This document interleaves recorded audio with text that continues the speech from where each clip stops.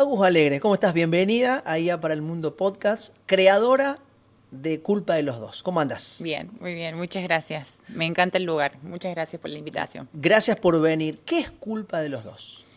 Culpa de los Dos es un emprendimiento de una moza en ese momento y un cocinero que se quedan embarazados medio sorpresivamente y bueno, y tienen que ver la manera de buscar plata, de buscar este extra que necesitamos para la llegada de este bebé.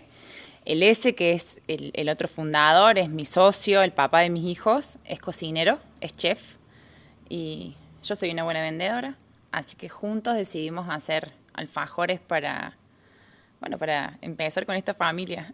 ¿En qué año fue eso? En el 2017 empezamos con la idea de hacer algo. Vivíamos en un departamento muy pequeñito, de hecho empezamos a hacer los alfajores ahí y bueno, ahí arrancó todo. ¿Y hasta ese momento qué venían haciendo ustedes dos? Trabajábamos en gastronomía. Él era el encargado de la cocina de un bar de Güemes y yo era moza de ese mismo bar. ¿Y ustedes decidieron cambiar en ese momento? No tan drásticamente, seguíamos trabajando, pero empezamos como a ver que... Por eso te digo, no era para dejar nuestros trabajos, sino era para tener un poquito más. Como ese extra que iba a ayudar a esta nueva familia. El inicio de un emprendimiento. El inicio de un emprendimiento. No sabíamos bien, ni siquiera sabíamos lo que era un emprendimiento. Era como, bueno, vendamos alfajores para tener para el fin de semana, para poder comprar pañales. Nunca claramente nos imaginamos el monstruo en el que nos estábamos metiendo. Por suerte. Bueno, ¿y cómo fueron esos inicios, no? Vos me decís, empezamos a hacer alfajores. Pero primero, ¿por qué alfajores? ¿Y cómo fue ese inicio en un pequeño departamento? Alfajores porque creo que es muy fiel el alfajor como producto. No se iba a poner feo si no se vendía de un día para el otro. Si no se vendía se podía comer también. Yo soy muy dulcera, así que me venía bárbaro. El S es muy bueno haciendo cosas saladas, o sea que en un momento también se planteó hacer pizzas o empanadas, pero tenía que ser algo que también se la banque, ¿no? Con calores, no teníamos nada, era una heladera y un horno pequeño. Bueno, empezamos haciendo tapas, empezamos a vender desde el departamento, un departamento muy pequeñito. Nosotros vivíamos donde cocinábamos y ahí crecía un bebé, eso era una locura, en un departamento chico, de un solo dormitorio. Y empezamos a vender a través de Instagram. Al principio a los familiares, a los amigos, a los primos. Y bueno, y de repente fue un desmadre porque nos empieza a escribir gente que no era conocida, no era gente amiga, era el boca en boca que se iban como pasando la data, que en ese departamento se vendían alfajores y se llegaron a hacer colas eternamente largas. ¿En la puerta de tu departamento? En la puerta de mi departamento, en la calle de Belgrano, era una cosa impresionante. Colas y colas de gente. Problemones con los administradores del edificio, con los vecinos. Imagínate que nadie entendía bien qué estaba pasando en ese lugar. Además yo bajaba con cajitas pequeñitas, no teníamos sello, en ese momento no había nada, entregando, era un lío. Ya tenías el nombre. Sí, el nombre se fue como dando, todavía no había nada. El nombre se da de una discusión con el S que yo le digo, esto es culpa tuya, porque estábamos metidos en esto. ¿Pero la culpa por qué? ¿Porque estaban sobrepasados? Porque estábamos sobrepasados. Llegó un momento donde de verdad esto nos había sobrepasado. Pero ahí se plantearon, antes que me cuentes por qué es culpa de los dos, se plantearon, estamos sobrepasados, terminemos con este emprendimiento o veamos cómo nos reorganizamos. No, al contrario, esto está funcionando. O sea, no sé bien en qué nos estamos metiendo, pero a la gente le gusta y esto está dando resultados. Nos estaba como asombrando un poco en lo que estaba ocurriendo. Sin todavía nada, no había ni una esperanza de un local, no había sueños, era como un día a la vez. Había que pasar ese día, entregar la cantidad de pedidos que nos habían hecho y sobrevivir, porque realmente era una locura, con un bebé, con mucha gente que esperaba. Había gente que esperaba hasta 3-4 semanas para recibir sus pedidos, de la cantidad de demanda que teníamos.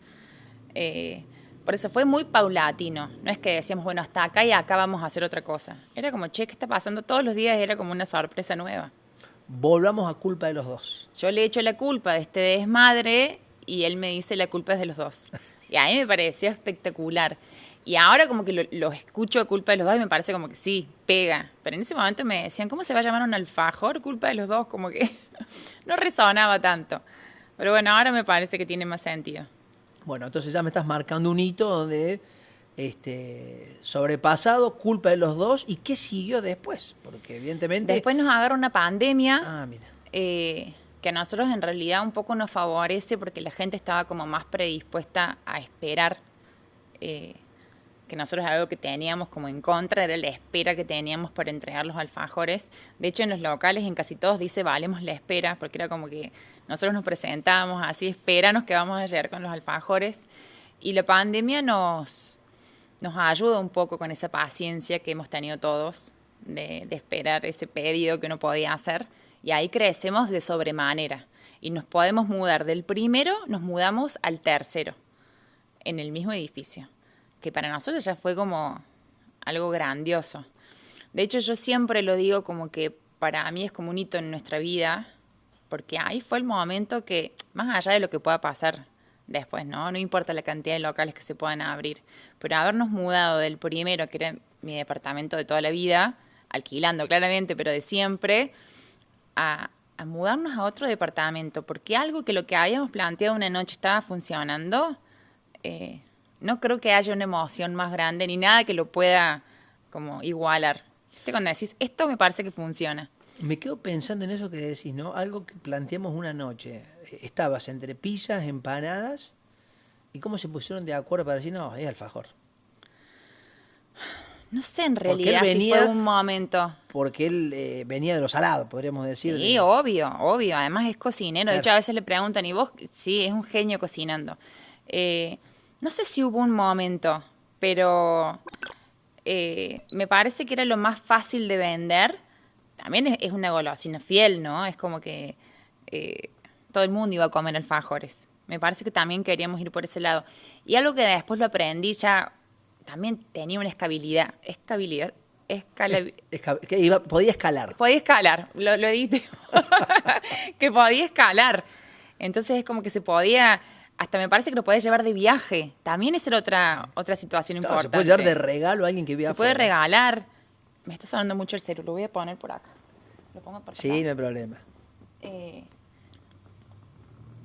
Bueno, eso, lo podías llevar, lo podías trasladar. No ensuciaba, nos parecía como que cumplía con todos los requisitos. ¿Y cuál fue la división de los roles? Él era cocinero, empezó él a hacer las masas, y el tuyo, vos decís, yo era buena vendedora. Yo yo empiezo como ayudante con él, o sea, lo ayudo y él trata de enseñarme a mí. Yo algo de maña me daba, claramente cuando tenés a alguien que es tan superior, uno como que deja me pasa hoy con mis hijos, como que prefieren que cocine él, claramente. Pero yo sí lo ayudaba bastante. Igual yo era la que manejaba las redes, tomaba los pedidos, entregaba las cajas. Y en ese momento trabajaba con nosotros una persona que la llamamos para que nos ayude con el tema de la limpieza, con el tema de mi bebé, que es la Joa, que la última vez me olvidé de nombrarla y hoy quería como acordarme de ella, porque ella va a casa a ayudarme con la limpieza. Y un día le digo yo, ¿me podés ayudar con las cajas? ¿Me podés ayudar con esto? Y empezó como de a poquito a ser parte sin querer de esto que se estaba formando, que todavía no era culpa de los dos, pero este emprendimiento. Y después tuvo un montón de tiempo con nosotros, fue la mano derecha del Ya eran tres. Y ya éramos tres. Y empezamos con así, nosotros tres.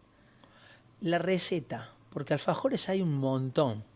Pero, ¿cómo decidieron, tenemos que hacer este alfajor que sea distinto al resto?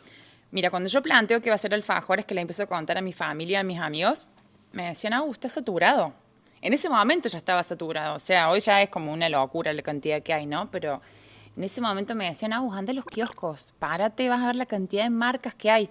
Y artesanales en Córdoba, millones, porque la verdad que somos... el cordobés es un genio haciendo alfajores. Y para mí son uno de los mejores los que están en Córdoba. Y yo digo, los míos van a tener más dulce de leche, que es algo que, bueno, hoy está más de moda, pero en ese momento te juro que no había alfajores con mucho dulce de leche. Entonces, para mí, ese iba a ser el diferencial como más grande sobre todo el mercado. ¿Y tamaño?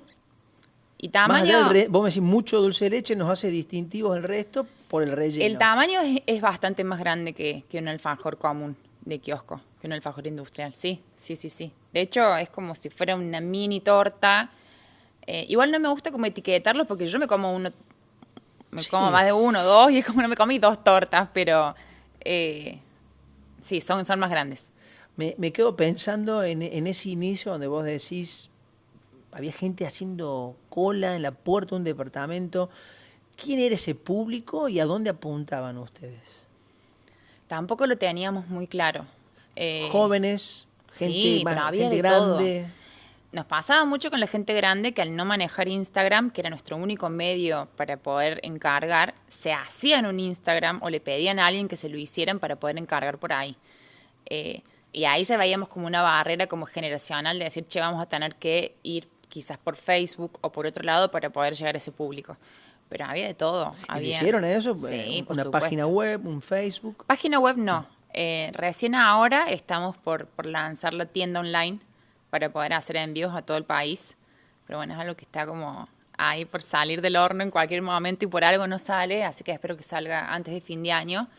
Pero sí, nos tuvimos que ir amoldando un poco para poder ampliar ese público. Pero había de todo, ¿eh? Nosotros bajábamos, nos encontrábamos con grupos de chicos jóvenes, con chicos acompañados de sus papás. Había de todo.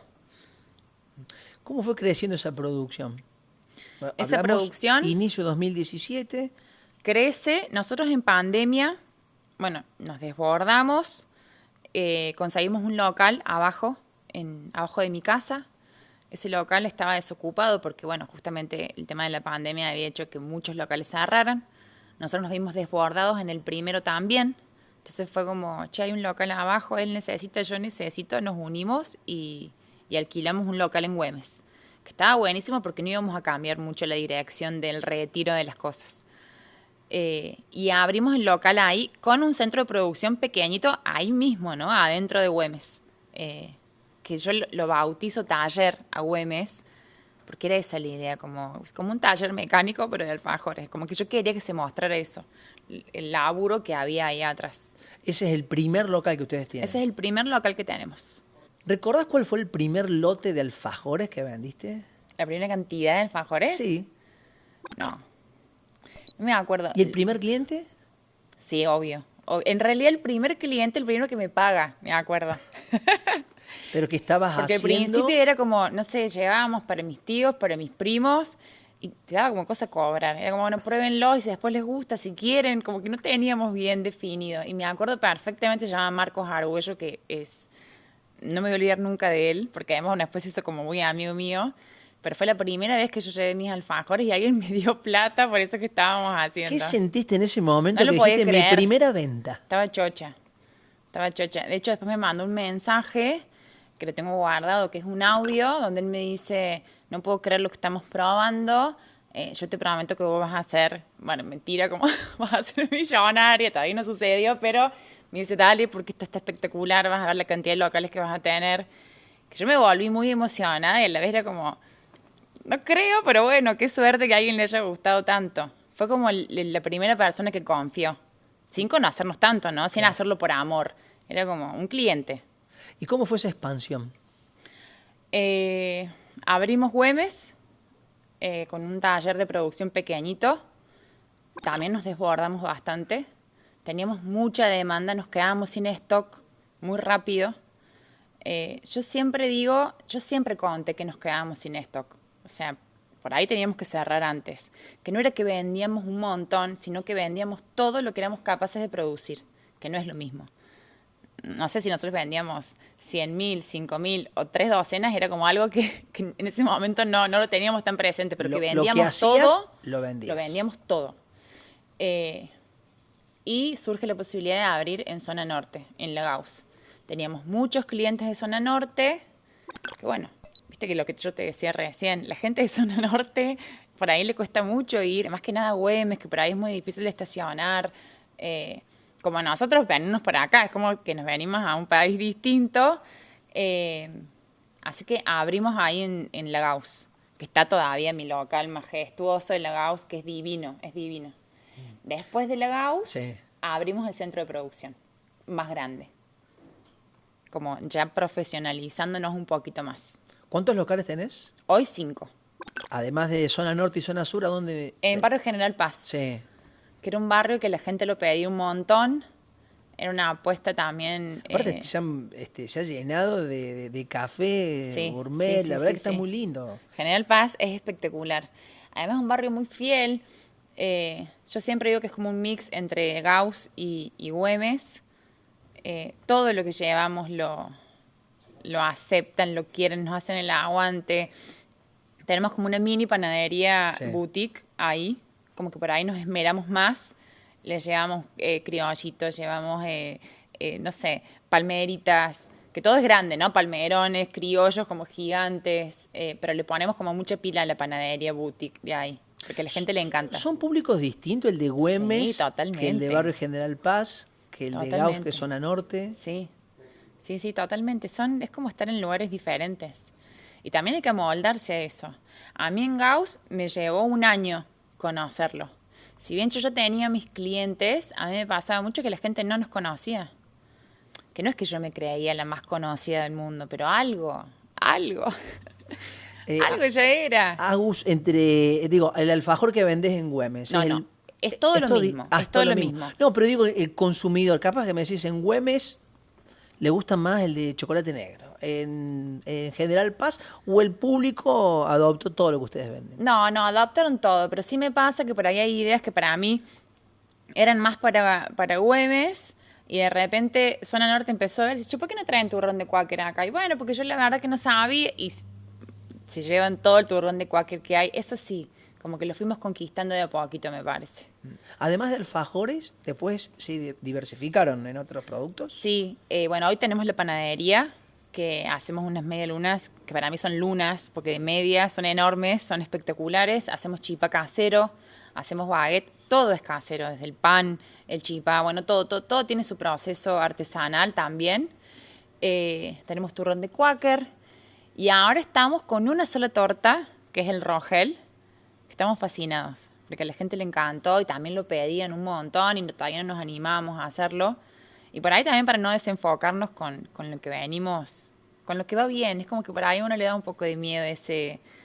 Pero bueno, probar también está bueno. Vas agregando... Agregamos de a poquito. De a poquito y vas viendo cómo evoluciona y si tienes que dar marcha atrás. Sí, se da, por supuesto. Pero siempre con el eje del alfajor. Sí. Nosotros somos profesionales haciendo alfajores. ¿Cuál es el preferido? Yo creo que hoy el Rogelito. Hicimos del alfajor, de la torta Rogel, un alfajor pequeñito, como si fuera una torta pequeñita, y de verdad que nunca nos imaginamos que iba a gustar tanto. Bio4 es una sociedad anónima de productores agropecuarios que nació hace casi 20 años para darle valor agregado a los granos producidos en Río Cuarto, ¿no? Productores que teníamos la misma preocupación, compartíamos la inquietud por el alto costo del flete del maíz hacia el puerto. Y porque, bueno, estábamos convencidos de que había que darle valor, había que diversificar, que pasar, aparte de seguir haciendo agricultura, estar en un proceso agroindustrial. Y después con el tiempo fuimos viendo otros outputs, digamos, otros resultados que fueron la descarbonización, ¿no? Digamos, todo el valor social que generaba y demás, pero en un principio nace para reducir fletes y agregar valor. ¿Vos qué hacías hasta ese momento? Yo soy ingeniero agrónomo, siempre relacionado al mundo de los negocios agropecuarios, de insumos agropecuarios, producción agropecuaria, y bueno, mucho armaba redes, te diría, armaba redes de confianza con productores agropecuarios, y eso fue lo que después me permitió, junto con otro socio, armar Bio4, ¿no? Vos estabas en Río Cuarto y zona de influencia. Claro, trabajé en relación de dependencia durante 8 años en la zona de Río Cuarto, siempre en el mundo de los insumos agropecuarios. Eso me permitió conocer cientos de productores de la zona, y éramos 4 socios agrónomos que teníamos una agronomía. Ya me había independizado, había dado el salto, digamos, ¿viste?, de la relación de dependencia a un negocio, a un boliche propio, una agronomía que era chica en el año 2004, haciendo más o menos lo mismo que hacíamos en la relación de dependencia, pero en forma independiente, y vendiendo insumos, semillas, agroquímicos, lo que hace toda agronomía. Y a partir de ahí 4 agrónomos, yo porque tenía que hacer un trabajo un análisis de proyecto de inversión para una tesis de un posgrado que estaba haciendo en la Católica de Córdoba. Empecé a investigar sobre algo que vi en los medios, por eso la importancia de los medios periodísticos, de la difusión. Vi una nota que hablaba sobre la industria del etanol en Estados Unidos y me pareció un muy buen tema para hacer ese proyecto de inversión. No se sabía mucho de eso en ese momento, no se sabía nada, se sabía solamente que se estaba pensando en una ley de biocombustibles para la Argentina, que en el 2006 se sanciona y obliga el uso de etanol y de biodiesel en los cortes de las naftas y el gasoil respectivamente. ¿Vos viste eso en una revista, en una publicación de Estados Unidos? No, en un diario argentino que hablaba de la industria en Estados Unidos. Y era un periodista local, Héctor Huer, un periodista de Clarín Rural, muy conocido, que escribía sobre eso. Pero a mí lo importante que es no la difusión y cómo, bueno, un artículo me llega a mí en el diario de papel. En ese momento era el diario de papel. Pero vos te das vuelta y decís, che, hagamos esto. Empecé a estudiarlo y vi que la problemática de los farmers americanos era muy parecida a la problemática que teníamos en Río Cuarto para comercializar el maíz y que este proyecto de inversión para el papel que yo estaba haciendo para un tema académico se podía transformar en una realidad económica. Entonces los convencí primero a mis socios, los 3 agrónomos que me acompañan, con los que estábamos juntos socios en la agronomía, que se llaman Foxit, los persuadí para que pudieran dedicar algo del tiempo, que era escaso. En ese momento lo más valioso que teníamos era el tiempo, porque guita no teníamos, y era empezar a trabajar en este tema, a investigarlo profundamente. Y bueno, y ahí empezaron a aparecer los fundamentos y por qué valía la pena hacer un negocio de estos en Bio 4. Y tuviste que salir a buscar inversores. Bueno, al principio, todo esto tiene como etapas. La primera etapa fue pasar a complementar mi visión tal vez comercial y de relacionamiento con alguien más técnico, y ahí lo encontré a Marcelo Otero, que es de alguna manera el co-founder de Bio 4, porque juntos armamos Bio 4, la visión industrial ella tenía una fábrica de pet food. Entonces, bueno, a partir de juntarme con alguien que me complementaba, pudimos armar un buen equipo y empezar a traccionar para lograr primero todas las prefactibilidades, la parte técnica, investigar la industria en el mundo, conseguir algunas cotizaciones, o sea, darle cuerpo al proyecto y después salir a buscar inversores. Ahí salimos a hacer un Pero en esa época me imagino que te miraban como diciendo, ¿de qué estás hablando? Porque era una cuestión muy, si bien ya se desarrollaba en Estados Unidos, para la Argentina muy novedoso. Era como armar un cohete a la luna, te diría, en términos de lo aventurado, porque bueno, todo era aventurado, era transformar maíz en un combustible, hacer un proyecto agroindustrial en la Argentina, hacer una asociación de muchos productores agropecuarios. Estábamos recién saliendo de la crisis del 2001 también, ¿no? Y habíamos tenido la crisis del 2008 en el medio. Cuando nosotros estábamos todavía carreteando con la idea, fue la crisis del campo del 2008. Entonces, bueno, pero bueno, si uno se pone a ver, esperar el momento perfecto, nunca llega. Entonces, pese a todas las cuestiones contrarias o las vicisitudes que siempre hay en todo proyecto, hay que meterle para adelante. Si esperás el momento oportuno, quizás nunca llegue. O nunca hagas nada, porque nunca va a llegar el momento justo para una inversión. Nosotros, de hecho, tuvimos la inversión parada entre el 2008 y 2010, la tuvimos cajoneada, te diría, porque bueno, había lobbies que evitaban que el etanol de maíz pudiese ser una realidad. ¿Por qué es importante que un país como la Argentina tenga una ley y fomente que tengamos cada vez más biocombustibles? Importantísimo por el tema ambiental, porque reduce los gases de efecto invernadero más de un 70% en el caso del etanol de maíz. Por un tema de desarrollo económico, por un tema de cambio de la matriz productiva. O sea, Argentina como modelo exportador de granos no puede, por un tema de divisas, de faltante de dólares, que todas las semanas tenemos novedades con el dólar. Tenemos que robustecer la economía en términos de exportaciones y tenemos que exportar más de petróleo, más de minería, pero más de agro también. Y para exportar más de agro hay que aumentar la cosecha y hay que transformarla. Hay que aumentar la cosecha, estamos estancados en 130, 140 millones de toneladas por año. Hay que llevarla a 200, porque eso es lo que hizo Brasil en los últimos 10 años, o sea, incrementó un 30-40% de su producción de granos, y nosotros seguimos en la misma, estamos relegados por varias razones, ¿no? Retenciones principales entre ellas, baja inversión y demás. Así que tenemos que incrementar la producción, armar infraestructura para poder transportarla, ¿no? Exportar una parte y otra parte transformarla localmente. Hoy transformamos muy poco. Es paradigmático, pero Argentina debe transformar el 30% del maíz internamente y el otro 70% lo exporta.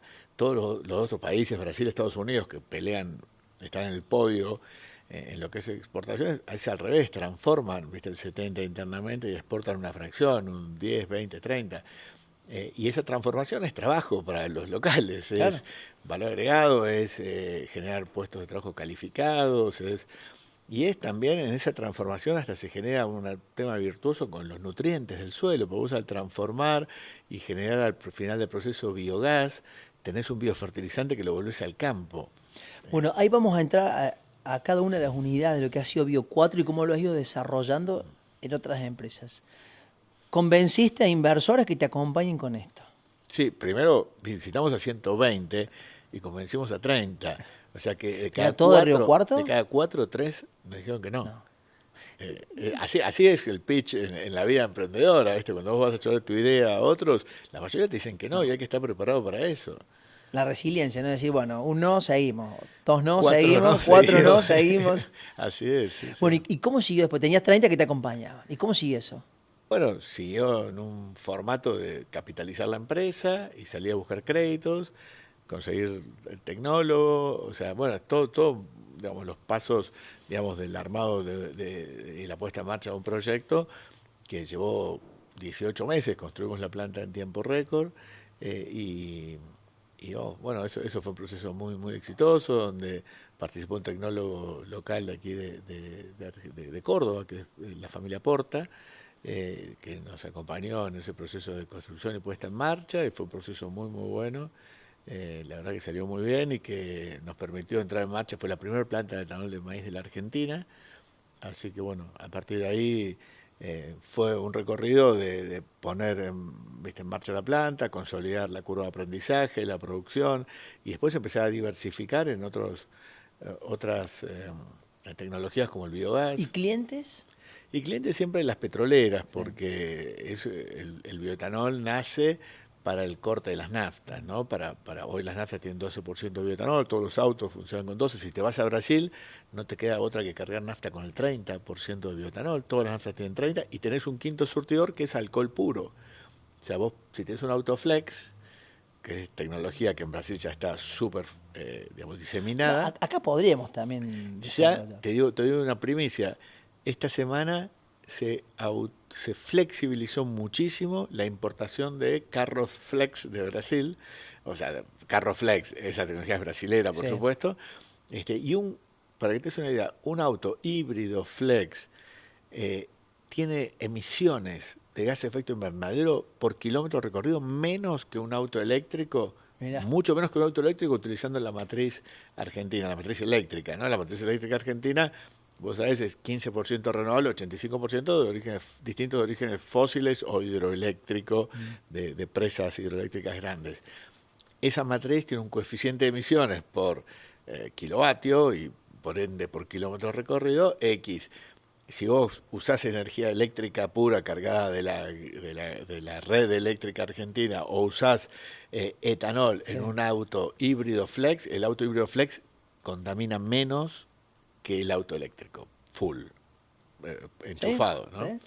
Así que producto de que usa etanol, o sea, tiene un muy bajo consumo de etanol porque usa los motores eléctricos para desplazarse. Bueno, esos híbridos flex, esos híbridos que ya hay en el mercado, ya están. Bueno, cuando viene con motor flex de Brasil y le podés cargar 100% etanol, es una solución espectacular a la que el auto eléctrico hoy no tiene con qué darle usando la energía que tenemos hoy disponible. Si tuviésemos 100% de energía renovable, eólica o solar o de mini hidro, ahí sí, el auto eléctrico pasa a ser capaz que emisiones 0. Pero hoy con la matriz que tenemos, no lo es.